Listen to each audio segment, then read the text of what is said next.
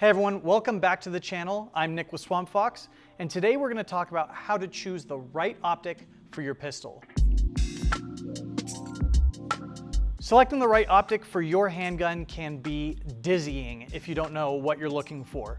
Now there are different kinds of optics, different footprints that work with different handguns for different applications. Today we're going to look at a few different applications and which dots work best for those roles. I think we should probably start right in the middle. We'll start with the do-it-all dot. One of the most common footprints in the market is the RMR footprint, and for that we have our Liberty II. The Liberty II has a 24mm window, puts it right in that medium space. It's not too big, it's not too small. On my Glock 19, I run a Liberty II. My 19 is kind of my all-purpose gun, and the Liberty II is very similar in that way.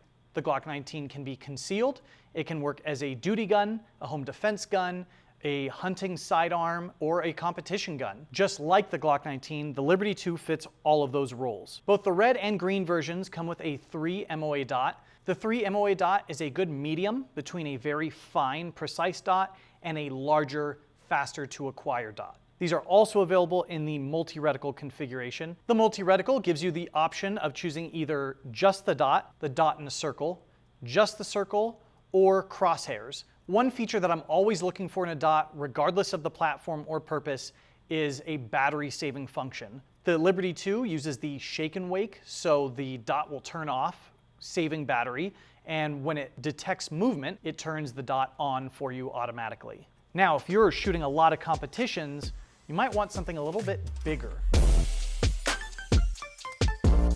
For that, I would recommend something with a larger window. This is our Justice II. As our friend Tommy said, just a bit bigger. Now, if the Liberty II has a 24mm window, this one has a 30mm window. It has a much larger screen, if you will. This allows me to see more, have less distraction from the body of the optic, and move between targets, at least laterally, much quicker. The Justice II is also available with just a dot or in the multi-reticle version. The center dot is 6 MOA. It's a little bit bigger than the Liberty II, but that large 6 MOA dot is very, very, very fast. If you're running competitions, chances are you're shooting them a lot, and that can put a lot of wear on your battery. Thankfully, these dots have top-loading batteries, so you can swap out those batteries without having to re-zero. Now, if you're like me and you're not competing with a dedicated competition gun, you might be using a smaller optic. The good thing is, if you're running, say, a Liberty II and you decide you want to upgrade to a bigger window, the Justice II also uses the very popular RMR footprint. Now, one of our most versatile dot sights is our Kraken. The Kraken is completely enclosed, and this keeps other things that you may not want in your optic, like sand, dirt, snow, rain, from affecting the performance of your optic. I learned that lesson in the mountains of Colorado. I was out when it was snowing and looked down to find my open emitter red dot had been packed full of snow. If I needed to draw that weapon and use it in defense, I would have zero sight picture. So for people specifically who are into the outdoors activities, hunting or hiking, these make a lot of sense. Not only do these make sense on handguns, these run great on shotguns, PCCs, and rifles. The Kraken footprint and mounting system make it very easy to mount to a Picatinny rail. It has a 16mm window and uses a side-loading battery. These come in red or green and have 10 brightness settings. Depending on the kind of pistol that you'll be mounting this on, it comes with 2 different mounting plates. You're ready to go out of the box. The Kraken is a tank. It's made of 70-75 aluminum and it is built to last. On the topic of tank-like optics, this is our Kingslayer. The Kingslayer is built to take abuse. This dot would be great for someone looking to get into the red dot game. It maintains a lot of the same features as some of our other dots, but comes in at a modest price. It still has that crystal clear reticle, quick target acquisition. If you are out in the cold and the cold zaps your battery's energy and you need a field replacement, it's very quick and easy to do without having to re-zero. The Kingslayer is available with either just the red dot or a red circle dot or a green circle dot. Regardless, the center dot is 3 MOA, meaning it only covers 3 inches of your target at 100 yards. I have heard a lot of very strong opinions on green versus red dots. Now, I can only speak from my experience.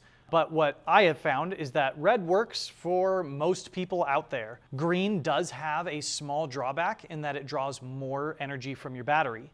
But as the 1 in 8 men who is colorblind, I find that the green really stands out to me. And the green that Swampfox uses isn't the same yellowy green that you've seen from other optics. It's much more like a traffic light. It's my preference, but I know a lot of people like the red. While the Kingslayer has been around since the beginning, it's still kicking. With the increasing popularity of concealed carry, slimline handguns have come a long way. Glock 43X, your Springfield Armory Hellcat, Sig P365, and those use a different footprint. Because they're slimmer, they use the RMSc footprint, and we have an option for that too. This is our Sentinel II. The Sentinel II has a much slimmer body, so it doesn't hang over the edges of your carry gun. Some of these slimline handguns also require you to lose your rear sight if you want to mount a dot, specifically the P365. In front of your window, there's an area where you can mount backup irons, so if you lose them when you mount your dot, you still have backups in case something were to go wrong. These are available with or without tritium. The Sentinel has a 20mm window, so not much smaller than the full-size Liberty. These are also available with a green or red dot and use the same shake and wake technology as the larger dots. So why would you choose an open or a closed emitter optic? Well, let's start with open. The body weighs much less. A heavier body can affect certain things like the cyclical rate of your handgun. Another benefit of the open emitter is they typically have bigger windows. The main concern when dealing with an open emitter optic is exactly what I mentioned before. Other things can get in here, and if you look at your optic, you can actually see the emitter back there, and if something blocks that emitter, even a grain of sand, you're gonna see all sorts of craziness on your window. With a closed emitter, you don't have that problem. You don't have any entry point for unwanted materials to get into your optic. Another benefit of a closed emitter, especially the Kraken, is they're just extremely durable. They have more body to absorb recoil, shock from being dropped or slammed up against a tree while you're hunting. They're just more tank-like. However, tanks are heavy, and you will have to deal with a little added weight on your handgun or platform of choice. Hopefully this sheds some light on the gigantic ecosystem that is pistol red dots. There's a lot to learn. It's easy to mess it up, so I appreciate you stopping by and getting a little bit more information on what you might want for your next handgun. Make sure to like and subscribe. If you have some opinions on red dots, and we know you do, drop in the comments. We'll see you guys around.